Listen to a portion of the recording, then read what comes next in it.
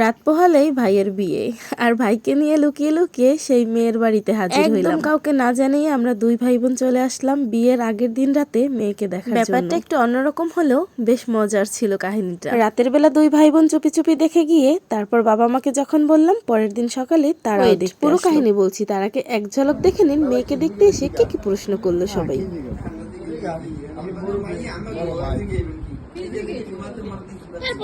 এবার বলি মেয়ে দেখতে আসার পুরো কাহিনী। মেয়ের সাথে আমার ভাইয়ের দীর্ঘদিনের রিলেশন ছিল, আর এটা আমাদের ফ্যামিলিকে যখন জানায় আমার ভাই, তখন আমরা সবাই রাজি। আমার বাবা মায়ের একটাই কথা ছিল, আমাদের সন্তান যেখানে হ্যাপি থাকবে আমরাও সেখানে হ্যাপি থাকবো, আলহামদুলিল্লাহ। আর এই জন্যই তো শুধুমাত্র আমার ভাইয়ের পছন্দেই বিয়েটা হয়ে গেল ফাইনালি, আলহামদুলিল্লাহ। আরো একবার বিয়ের কাজ সম্পূর্ণ হওয়ার পরে এবার আমাদের খাওয়া দাওয়ার পালা। এখানে আমাদের সাথে অনেক মুরব্বীরাও ছিল, আর সবাই আমরা একসাথে এবার খাওয়া দাওয়া। বিয়েটা যেহেতু হয়ে গেছে, আমি আবার আবদার করলাম ভাইয়ের বউকে নিয়ে একসাথে তারপর আমরা খেতে বসবো। সে তো এখন আমাদের ফ্যামিলির একজন নতুন সদস্য।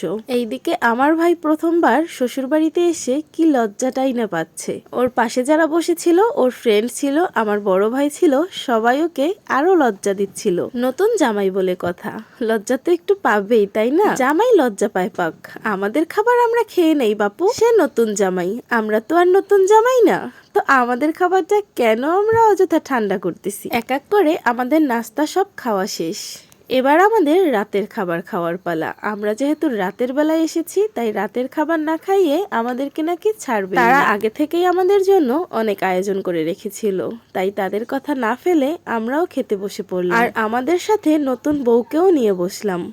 নতুন বউ নতুন বর দুজনেই খুব লজ্জা পাচ্ছিল, আর ব্যাপারটা দেখে আমাদের খুব হাসি পাচ্ছিল। আমাদের হাসি দেখে সবাই বলতেছিল তোমরা এখন এবারের নতুন আত্মীয়, তাই এত লজ্জার কিছুই নেই। খাওয়ার ব্যাপারে এত লজ্জা পেয়ে কি হবে, আগে পেট ঠান্ডা তারপর তো দুনিয়া ঠান্ডা, তাই না? আর সামনে যদি এত মজার মজার খাবার থাকে তাহলে এত লজ্জা রেখেই বা কি হবে, আগে খেয়ে নেই বাপু। প্রথমে আমাদেরকে দিচ্ছিল সাদা পোলাও, সাথে দিচ্ছিল ডিম, এরপরে ছিল পোলাওয়ের সাথে চিকেন রোস্ট। রোস্টটা কিন্তু অনেক মজার ছিল, আর গ্রেভিটা সবাই খুব পছন্দ করেছিল। আর সাথে ছিল কাতলা মাছের ফ্রাই। এত খাবার কোথায় রাখবো।